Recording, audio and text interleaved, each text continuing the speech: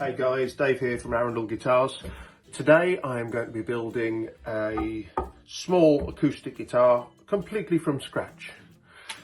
I am talking completely from scratch. I move you down here. I have a fretboard and a ruddy great big lump of Sapele, which is huge.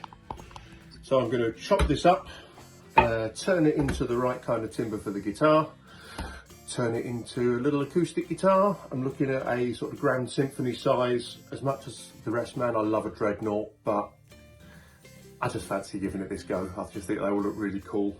So let's give it a whirl. Let's turn this whopping great big slab into something that actually plays music. Okay, so first things first, I've marked up the sides, the top and backs, some little sides down there, just to give me a rough idea. And as you can see, this is one hell of a humongous piece of timber. So we've got to chop this up and turn it into appropriate size bits and bobs to actually make into a guitar. That's going to be fun.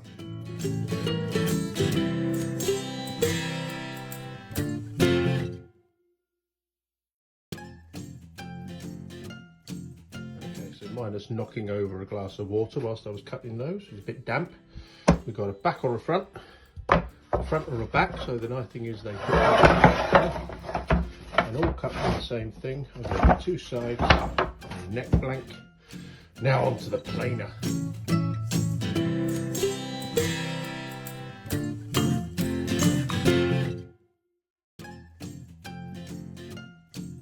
Okay, so after several hours of planing and sodding around, what we've got are two sides which I've just cut down to the right width, so there's a taper on them.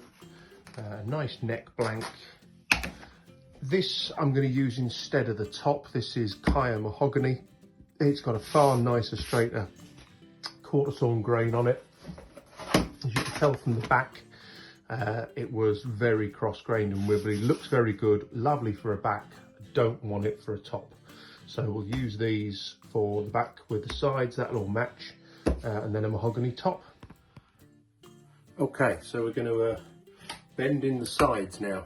So I've got my jig here, I've got a heating blanket, I've got some gloves because I'm going to need some gloves, pop a little bit of water to spray onto this, and the idea with this is that I'm slowly going to heat this up with a heating mat, bend it round onto form. It's not an easy process. These are very likely to crack, maybe, so we've got to take it dead slow. So I'll put you on time lapse.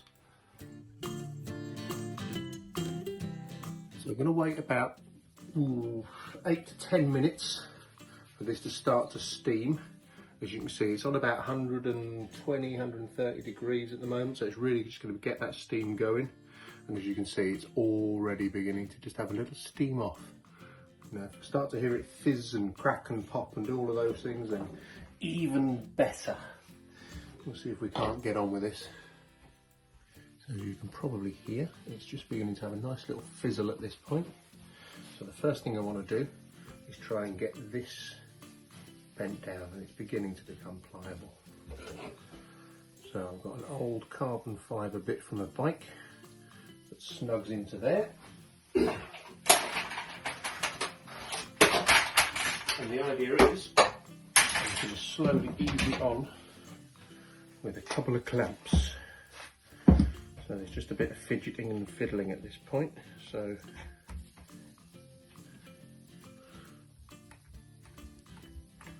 just get one on either side. Is that going to stay? In fairness, you really need about 4 hands for this, but we'll try and get it going.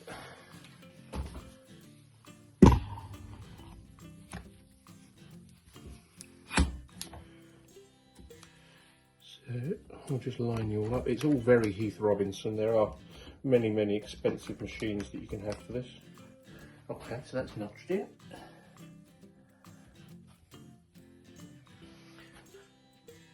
So that's looking nice. I'm just going to give it a little bit more of a spray.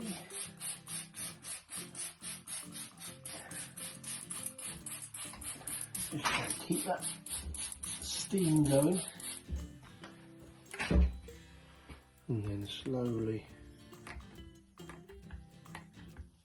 just keep the tension even and bring it down bit by bit. So as that's going, in order to get the back end beginning to bend, I'm just going to add weight. Now, he's a clever lad, that Isaac Newton. And that's already beginning to give in a little bit and do its thing, which is lovely.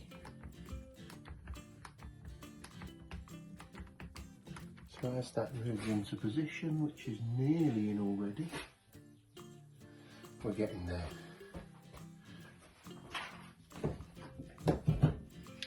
We'll add a bit of weight to the front end. Like I say, it's all technological stuff.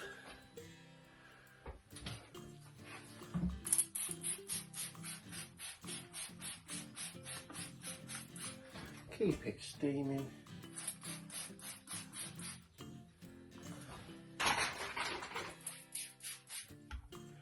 And we'll get there ever so gently and nicely. Alright, so that's bent already. That's excellent stuff.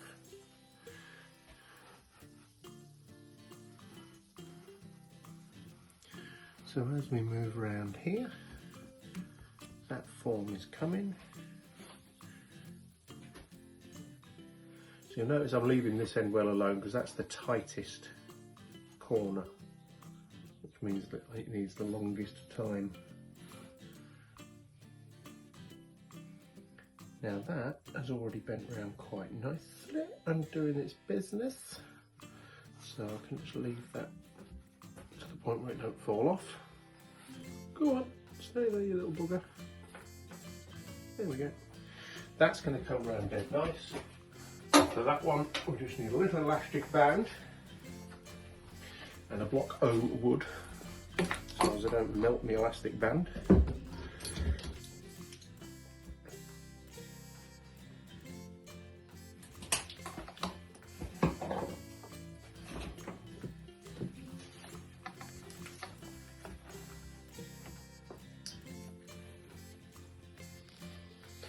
Just keep you out of the way there for a minute because I don't want any real big tension on it at this second. That's cool beans. The elastic band will be alright there. I'll just give that a little bit more steam. Just let it do its thing. And have a bit of a cook. So you don't want to shock any of the wood. You don't want it to be you don't want it to split. And like I say, with Sapele particularly, with the interlocking grains, etc., it can do that. It's a bit of a nightmare. So as we go, things are going okay, but the hard bit is yet to come. So that's got nice tension on it. I'll just get that off there with a pencil because I'm very mindful that these elastic bands have a tendency to melt at 130 degrees. There we go. Oh, the technological advancements in guitar making, eh?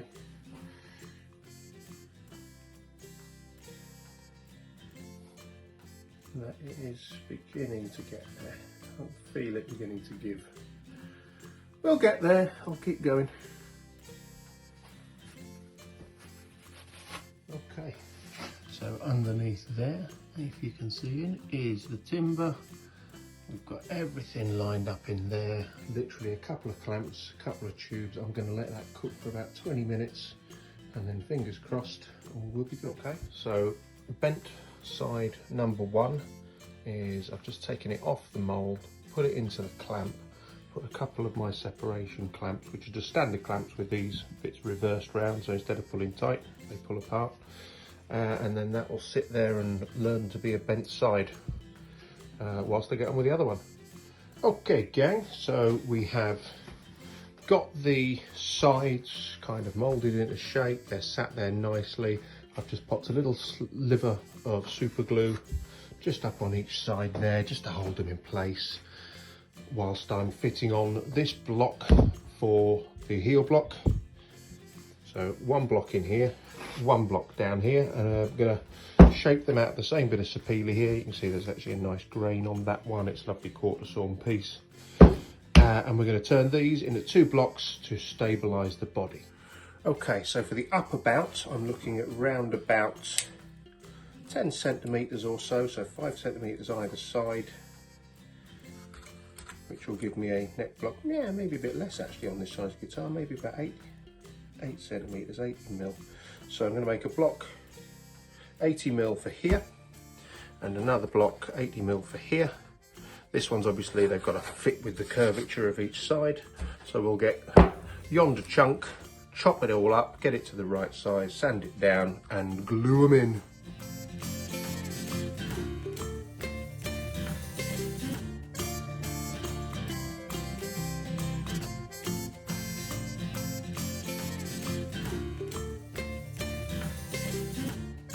There's 2 chunks of wood in roughly the right positions at roughly the right heights. Now we've got to do is get them all sanded, squared up, make sure everything fits beautifully, and you can obviously see that the curves in here need to be fitted quite nicely now. Okay, so there's 2 blocks that are now actually looking like something that you would use on a guitar. They're square, they're all sanded down. Now what we need to do is actually shape them to fit into those gaps and round off the edges and make them into guitar shapes. I digress slightly. I also want the neck block to be what's called a Spanish heel. So it sits in like that. That stops the whole thing kind of folding in on itself. So a little heel block on the end there is very good for the structural integrity of the guitar. So I've just chopped a bit out and I'll show you how I shape that in a minute.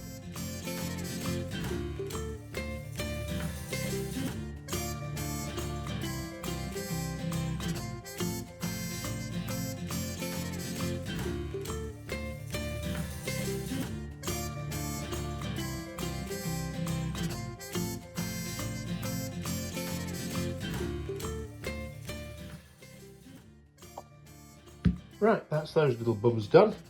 So I've got this one that's going to sit on the back. As you can see, it conforms nicely. I've got the top one, which I've turned into a Spanish heel, just sanded it into shape with the aid of my belt sander, and that is going to fit in there. Those are now going to be the main supports for the rigidity of this, and it stops things kind of flexing away like this. Let's get them glued in.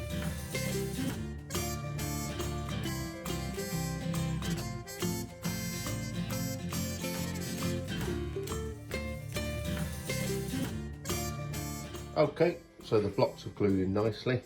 Now it's time to put on the kerfing and make that. So that's going to go all the way on side, top and bottom, all the way round, and make some support struts. And for my kerfing, I've got this board of cedar. Turns out that I'm very, very allergic to Sitka spruce, so we're going to use cedar for that to save my anaphylaxis. You'll notice it's dead nice and quarter sawn all the way through, so that's going to be a lovely little piece to use. So what we're going to do, we're going to take some strips along here and turn these into kerfing. Alright, and there's some bracing material. So as you can see, once it's sanded, it looks like a proper brace. This is it before it's sanding. I really, really wish that this was a smell-o-vision, because this smells superb. Cedar is the most fantastic smelling wood ever. These ones, as you can see, they've got a little round profile on that I've just done with the router bit. These are going to be the side purfling, so the idea with these are that I'm going to make little cuts all the way along and turn them into something like this, which I don't have enough of at the moment. This is shop bought, and the whole purpose of this build was to make it all from scratch. So that's what we're going to do next, is give those a little cut. Okay, so to cut the purfling, which is nice and sanded, I've got a little mark just here showing up, so as I can put the end on there, push it flush against that and go sawing through, and then we'll graduate that all the way along until it starts to look like some purfling. Here we go, I'll put you on time lapse.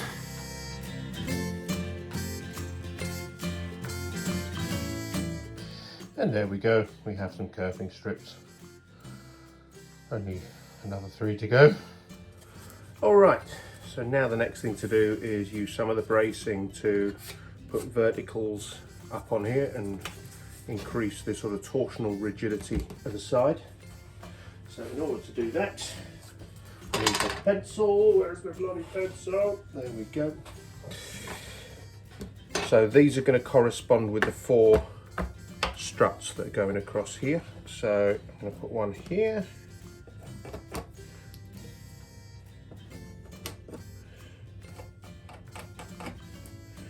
And I can just mark up on the sides where they're going to be.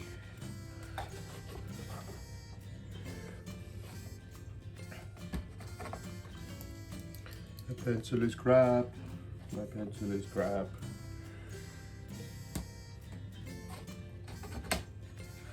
I need a pen. When in doubt, Sharpie. Much clearer. And the nice thing is these will either be covered up or sanded off.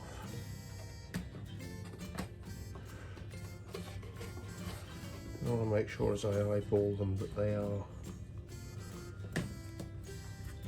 perpendicular to or parallel to each other even. And final one up here.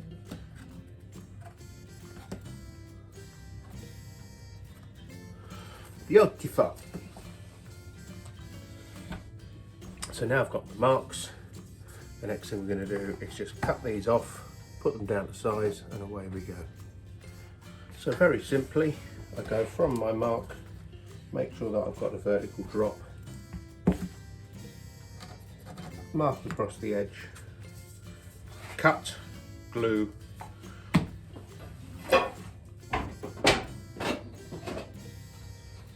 so with these you want to give yourself just a tiny little bit of play on each side, because what's eventually going to happen is that these will cut down to be absolutely flush with this as I sand off the side of my radius dish, which gives the edge of the guitar a radius.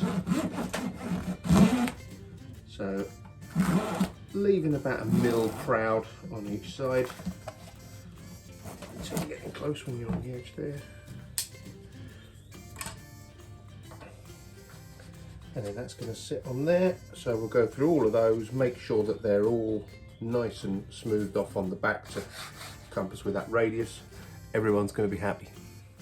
Okay gang, so whilst everything under here is beginning to glue up, I need to use my nice bit of ebony here, and I'm going to route the fret slots in it according to this jig here. So this is just attached onto it. We're going to go over to the blade, which is set, as you can possibly see, for the right height for the kerf of the tang of the frets. Cut some fret slots, so here we go.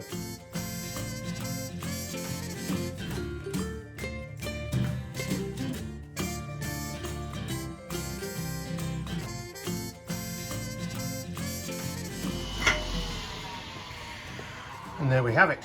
So we've got a nut all the way down to 20 frets. Jolly good. Okay, so I've marked what will be the centre line on there. I'm not sure if you can see it, because it's difficult to spot. There we go. Difficult to spot because, well, it's pencil on ebony. That's not great. The idea is that I'm going to take a 25.5 inch scale length, make sure that that centre line matches up with that centre line, pop it on and route out the shape.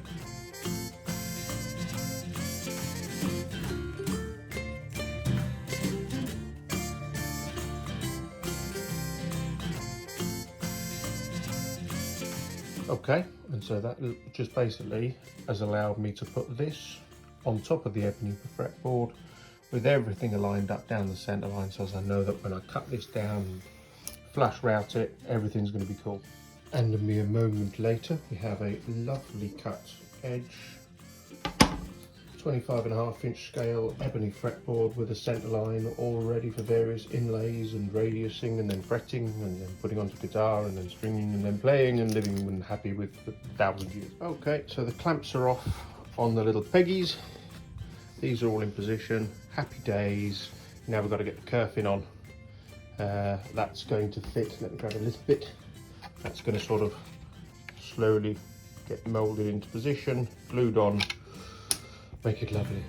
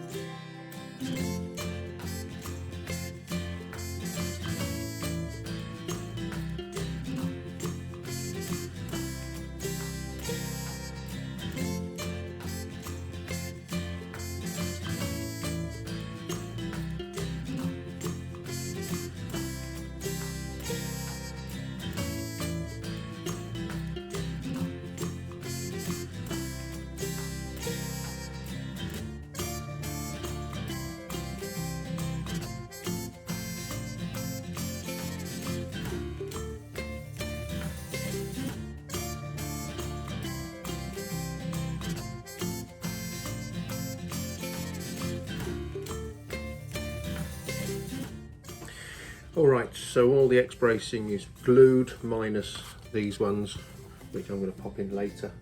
Now it's time to get a lovely sharp chisel and start to cut these braces down a little bit. Relatively simple procedure. As you can see, I've just started a little bit on here. If you want a curve, use it upside down. If you want a straight, then you go straight away that way. So I can take off that shoulder nice and straight, and as I want to curve it down, turn the plane over, and that allows you to get in there. So all I'm doing at the moment is getting off the majority. So I'll shut up and let you watch the fun.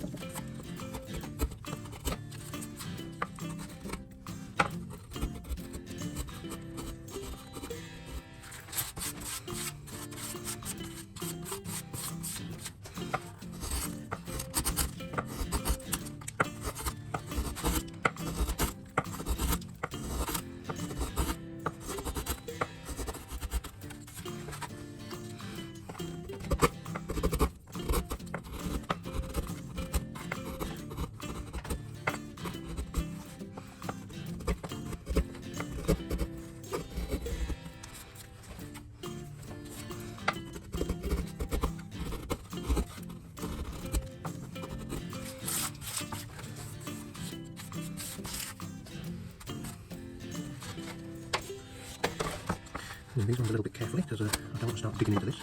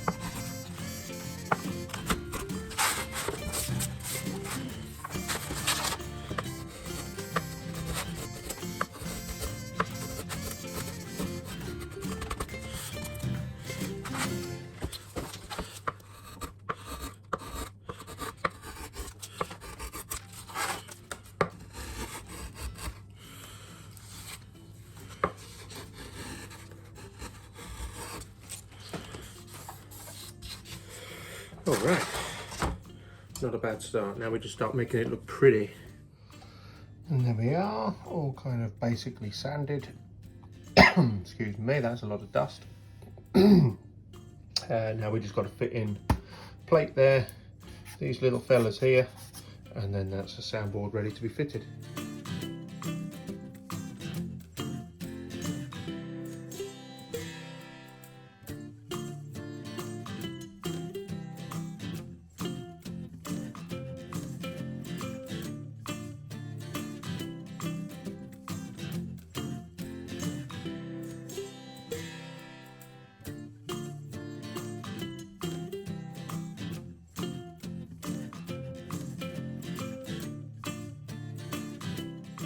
Alright, so I've just popped a water-based stain, just a bit of amber over the top of this now. What that gives me an idea of is any signs of imperfections within the sanding process.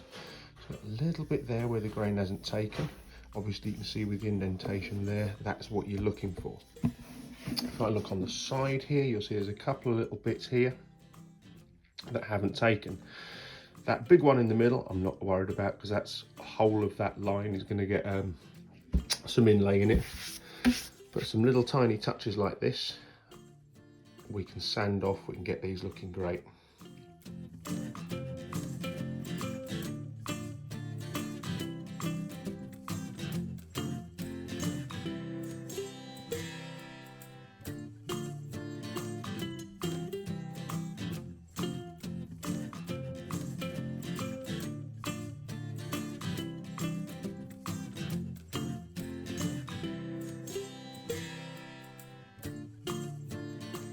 All right, and there she is. Lots and lots, if I get in close, of finishing to do. I've just popped a little bit of a sealer lacquer on there. But yeah, get in there. That's going to dry off for a couple of days, and I'm going to start work on the neck now.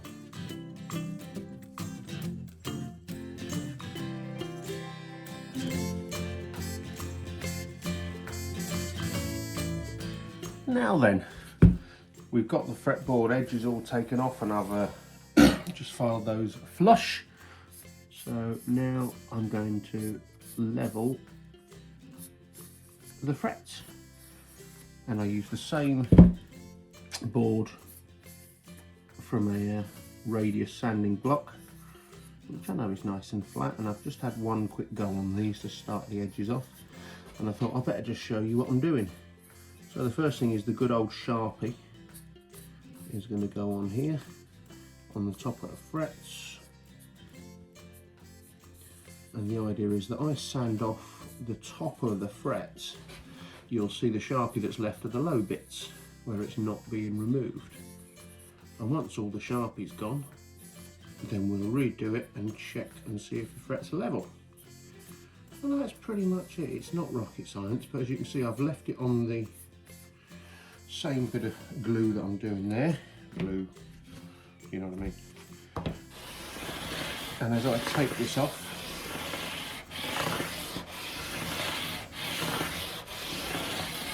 even after a couple of strokes, you can probably start to see the, yeah, where are we? There we go. You can start to see there's a couple of little blue bits left on there, which are the low spots. So I'm going to keep going until all of those are gone, and away we go.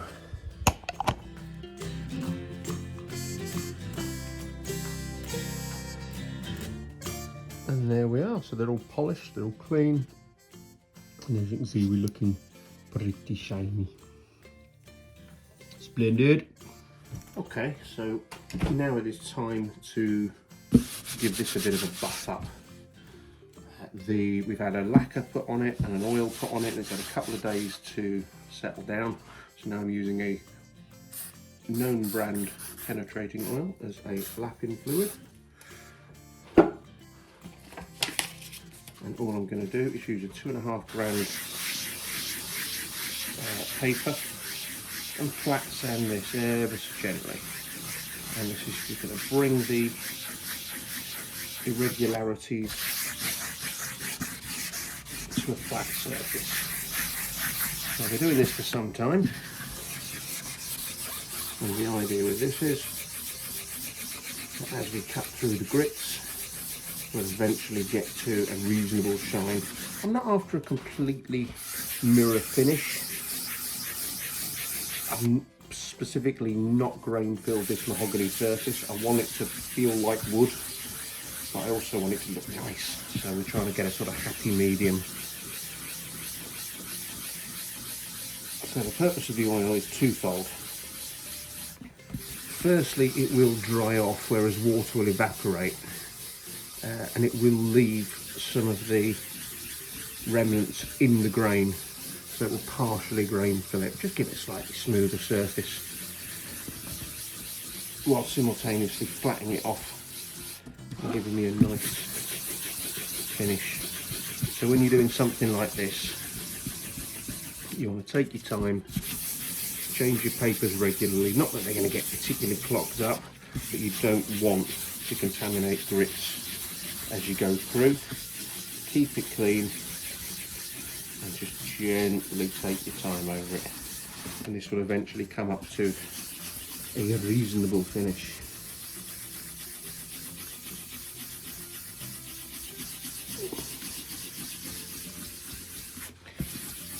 And you don't need to spend huge amounts of time on it. You just want it to feel good. You want it to feel nice under the fingers. You'll notice here that I've obviously finished up over where the bridge is going to be. When the bridge goes on, I'm going to mark out where that area is. I'm going to take away the finish so that we're gluing wood on wood. But for the purposes of doing this and giving a nice even finish, I don't want to do that until the very end. That will be time consuming but worthwhile. So we will continue.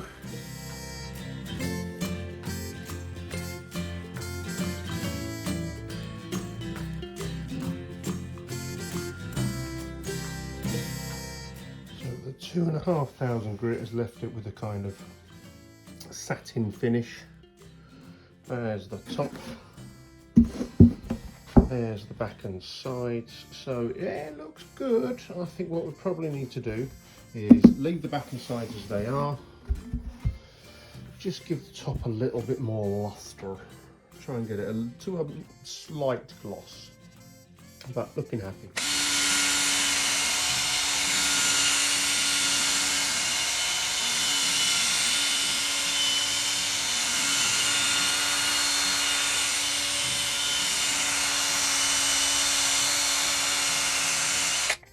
Okay, so let me find where we're at. And there we are. So compared to last time, that's had a little bit of cutting compound, bit of buffing, got enough shine on it that we're happy. So now it's looking like a traditional instrument that's been well cared for. So we are talking not relict, but not looking spanking, which I think for a mahogany acoustic guitar with a bit of a burst on it is kind of where you want to be. Okay gang, so it's time to make the neck. So same piece of Sapele that the body is made from. As you can see, it's the same thickness. So truss rod, fretboard, obviously got the Aaron Guitars headstock on it, and yeah, let's crack on.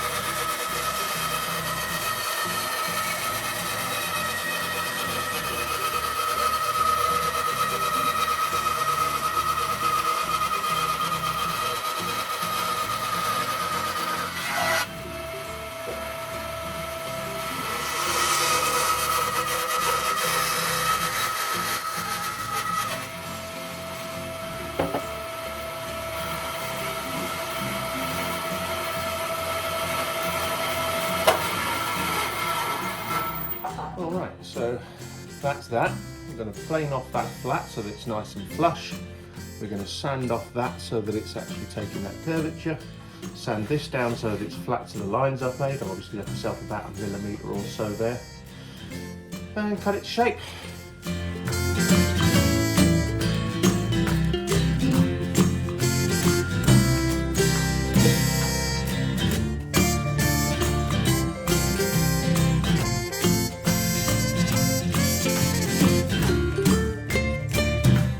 So we've cut that down to the shape I need. It's obviously still square at the moment, but that's happy days. Truss rod's going to fit in there. Fretboard's going to go on there, something like that. And then you've essentially got yourself a neck. So the next thing is to shape that, carve it, make sure it's got a nice dovetail. Jolly good. Okay, scary bit now. Got to make the dovetail. Got my dovetail jig, which as you can see is in 2 parts. So I've got the portion that comes on here and allows me to route out with a dovetail router down the sides. Got this for the body. It's scary. So what I've done is I've marked off where I need to do. So this is the 14th fret line. I need to take out these 2 corners here and leave me these little bits here to route out. So I don't want to be right up to the lines, I want to be close to leave myself flat.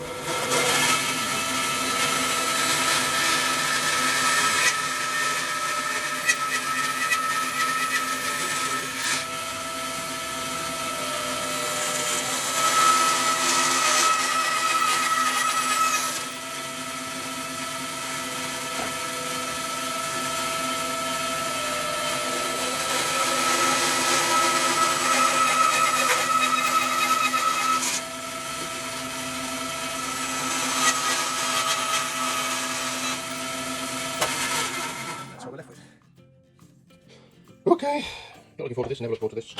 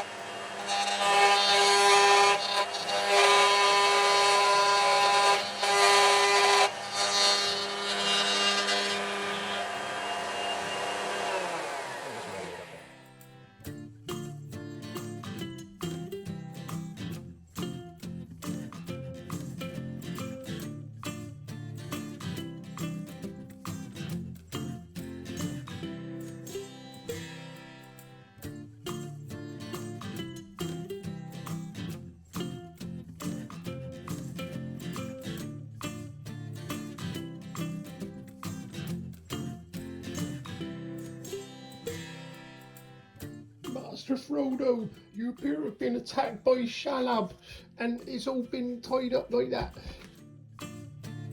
It's actually a really good way to clamp everything down without using clamps. It gives it really even pressure and makes sure that the fretboard doesn't kind of slide all over the place.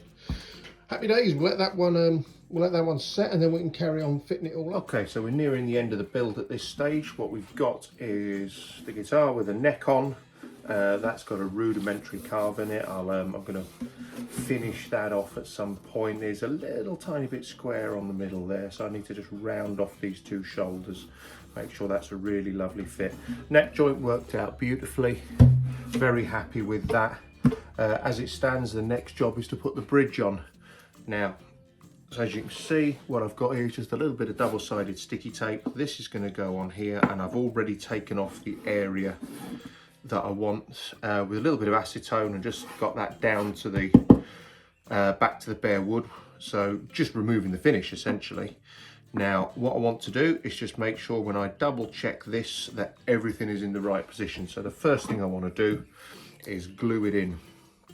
What that essentially means is the good old double sticky tape and glue trick. Stick a bit of glue on the back there. Spray this on there. Now, so I want to affix this on temporarily to make sure I'm in the right place. The nice thing is, without the finish on it, you've got a very good indication of where you are. So I've got a couple of seconds, like about now, before that sets. So what I'm essentially looking for is string position and intonation. So what I need to know is three things, I suppose. Really also want to make sure that the angle of the neck is right. So with that in position, I'll need my bridge, which can pop in there. That's not adjusted to height. That'll all happen during the setup process. So the first thing I want to do is make sure that my bass and treble are correctly intonated. Now on a scale length of 25 inches, that is 647.7 millimeters as written on the wall behind me. The treble side should be at 649.9. So I'm looking at that, and on the intonation point there for this saddle, we are on the money. On the bass side, it is 651.1, and that is also in the money. So that's a bloody good start. So I know that where it's currently glued, I'm happy with the bridge. So that's cool. Intonation wise, we're there. Rough idea of this is I should be able to run this up and it should just creep over the top. That should give me a reasonable string action, and as it stands, we're pretty much there, yeah. I wouldn't want to change the angle of that. That's, if anything, slightly too high, which for an electroacoustic is exactly where I want it. Put that back. Because essentially I'm going to have underneath here a piezo pickup as well. So that's cool beans. I'm sort of happy with the way the neck sits. I'm happy with the way the bridge sits there. So what I really need to do now is drill my outside holes so that my clamping doobry can go in position. That's going to sit on here like so, and clamp underneath, and I can tighten it, which is all cool on the gang. This has already been sanded to the radius of the top, so there's literally just a matter of slapping some glue on it now. So the next thing is drill out these two holes, make sure that everything goes in the right place, and I can do that with the glue on. Cool. Alright, so to glue El Brigio in place, what I've essentially got is a little clampy job here. That's going to go over here. What I've just done is put the posts through from underneath. Those tighten up with a little 5mm Allen key. I have checked the position with the high-tech bit of dental floss to make sure that the string alignment is intact. So I've got the nut up one end, and I can look at both sides just to make final certain before a bit of glue goes on that everything's in place, and yes, we are happy with that. So realistically, if I lift the bridge back up, apply glue, apply clamp, and leave the little bugger. Because the nice thing is, whilst that's cracking on, I can be getting on with other things. As you can see, it's tight, it's well formed, it ain't budging.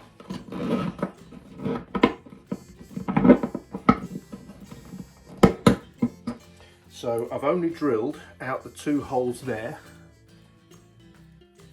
and voila, because I don't want to drill out any of the others, because it always goes nicer when you put one through at a time. So just want to make sure that everything is nice and flat and level underneath there, and that I'm happy. Yeah, cool. So basically the same white glue that I've been using throughout is going to be on here. I'm not one of these people that's going to get overly precious by vintage instruments using violin makers' hide glue or hot hide glue.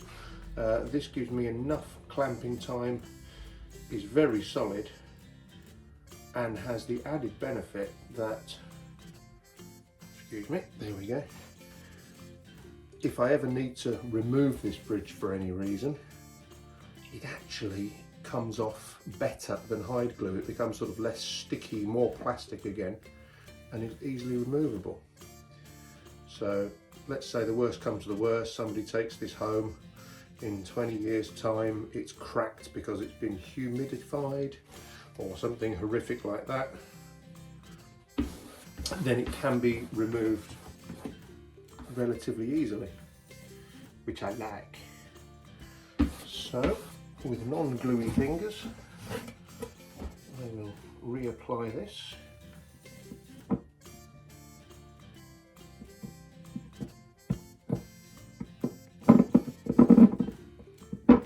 Oh, that jumped on.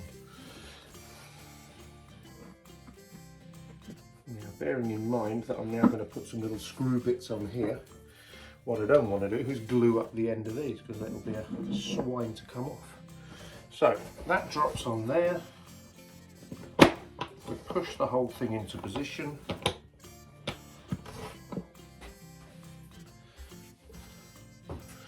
On goes some good old little wing caps to provide tension. And here comes the annoying bit, trying to fit the Allen key underneath. For all of you medical people out there, this is equivalent to the gynecologist.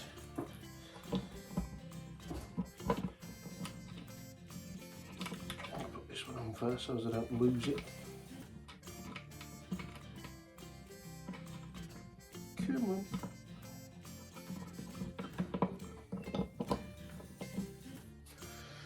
So now the slightly fiddly bit that I'm going to put you on slow-mo for.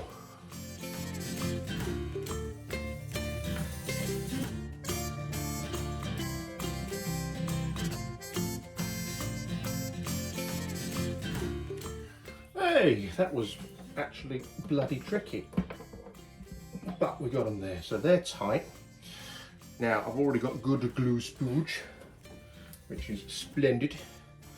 So these two little mamas I'll just put in a minute once I've given this a bit of a clean up.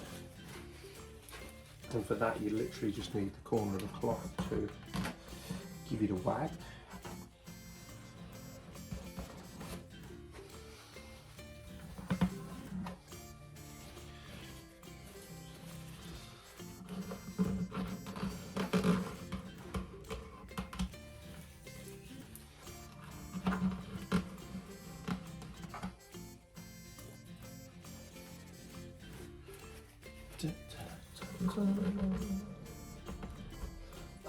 Off track.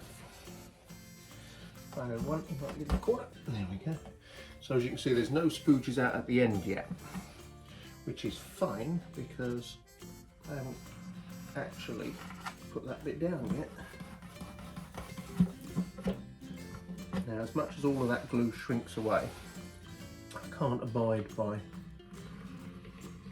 the over glue. I think it looks bloody awful. So that's good. Right, so now these little mamas just come down onto there, clamp down the rest. In fact, I'll just turn them that way. And now you can see the over spooge from there. So now that I've got good contact throughout.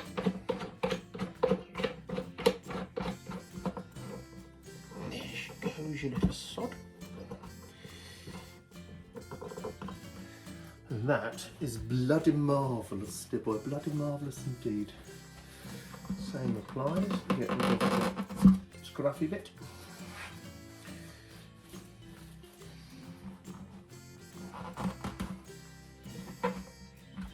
Excellent.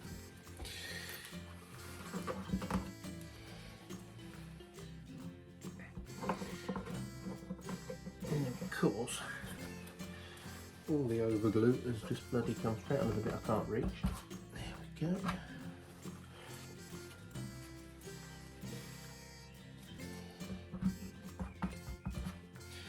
Mind the overspray.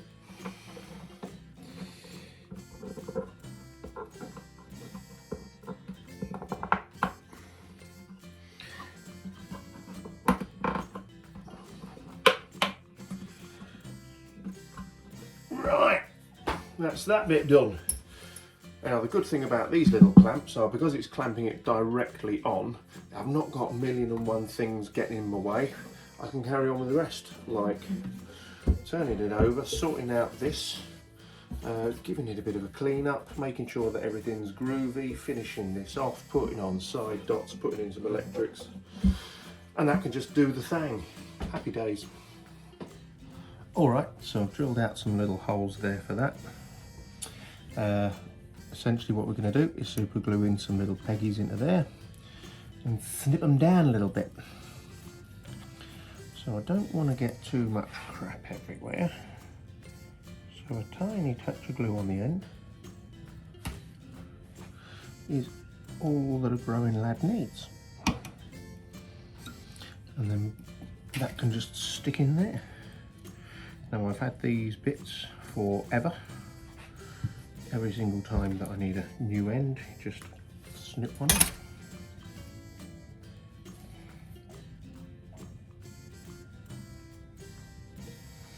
So the merest dab-a-doodle of glue.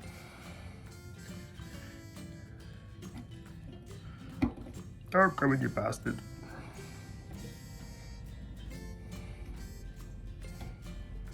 Cool. I've got a tight little hole, my friend, a tight little hole. Let's try a different one.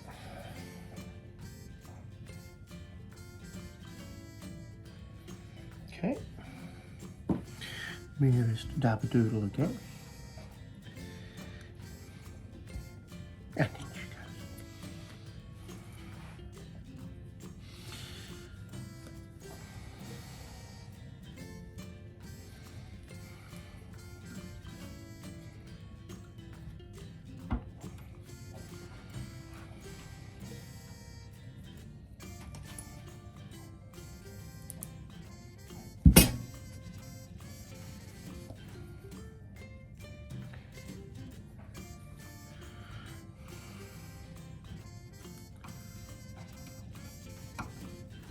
Another tight one.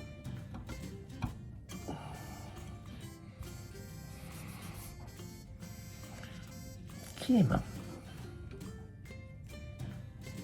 In she goes. So now I'm going to let these set a little bit, snip them down, get them all nice and flush and sanded, and jobs are good, and I'll continue with the rest. Okay, so I've added the tuners, I've strung her up, and as it stands, it plays some notes. So the things that I need to do now are check on the action, check on the intonation, check on the nut height, check on the amount of relief, do the basic setup kind of things. That'll be next. Alright, so the first thing I want to do is check the nut height. Now you can do this in various ways. I like to fret at the 3rd fret and feel the bounce. And I want that bounce very, very minimal. At the moment, as you can probably hear, there's a bit of a gap. Not much of a gap, but I can feel there's about 1/2 mil all the way across there. And if you want a nice slinky plain action, you want the nut just riding above that 1st fret. So these are a 11 to 52 set of strings, so the idea is that I'll get my 52 on here, get it into that slot, and it's already a little bit abrasive and a bit sticky, so I will use some of my gunk to get on there and make it a bit less slippy. And the idea is I want to take this down just a tiny bit and keep rechecking and check on that height again. So you can feel that that's quite high. You have to ping it when you do it, don't you? So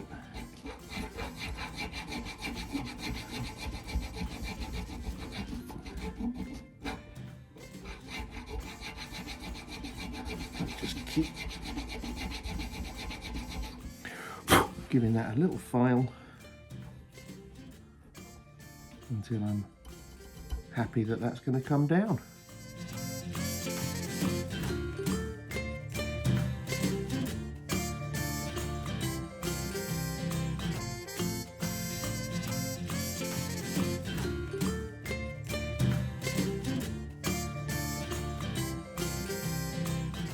And there we go. So now we go tiny tink, tiny tink, tiny tink, tiny tink, tinky tink, donky tink. And that should lead to a bit nicer play.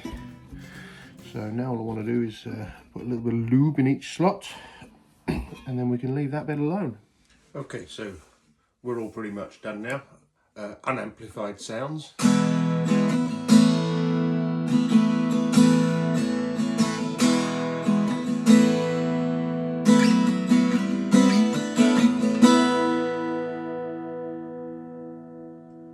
And with a bit of volume, just to bring in the acoustics. Turn that down a little touch.